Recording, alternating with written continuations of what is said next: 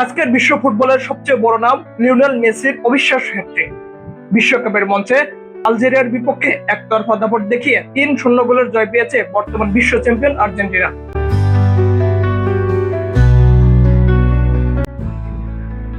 Kansas সিটির Arrowhead স্টেডিয়ামে শুরু থেকেই ম্যাচের নিয়ন্ত্রণ নেই আর্জেন্টিনা।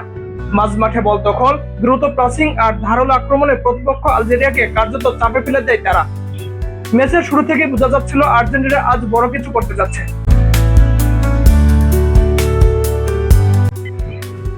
আর সেই বড় কিছুর সূচনা করেন অধিনায়ক লিওনেল মেসি। ১৭ মিনিটে দারুণ এক সমন্বিত আক্রমণের শেষ কাছে বল জালে পাঠিয়ে আর্জেন্টিনাকে এগিয়ে দেন তিনি। গোল খাওয়ার পর কিছুটা ঘুরে দাঁড়ানোর চেষ্টা করে আলজেরিয়া।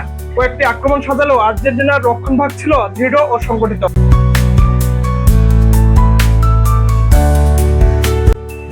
বিরতির পর আরো ভয়ঙ্কর রূপে ফিরে আসে আর্জেন্টিনা। ৬০ মিনিটে আবারও জ্বলে ওঠেন লিওনেল মেসি। নিজের দ্বিতীয় গোলটি করেন তিনি। এরপর ৭৬ মিনিটে আবারও ইতিহাসের পাতায় নিজের নাম লেখান এই আর্জেন্টাইন কিংবদন্তি।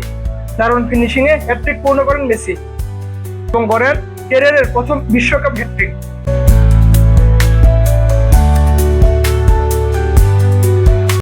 এই পারফরম্যান্সের মাধ্যমে আরো একটি বড় রেকর্ডের নাম লেখান মেসি। বিশ্বকাপ ইতিহাসে সর্বোচ্চ গোলদাতার তালিকায় তিনি এখন জার্মান কিংবদন্তি মিরোস্লাভ ক্লোসের সঙ্গে যৌথভাবে শীর্ষে। দুজনের গোলের সংখ্যা ১৬টি। এই ম্যাচটি ছিল লিওনেল মেসির আন্তর্জাতিক ক্যারিয়ারের ২০০তম ম্যাচ। আর এই বিশেষ ম্যাচেই তিনি উপহার দিলেন এক অবিস্মরণীয় রাত।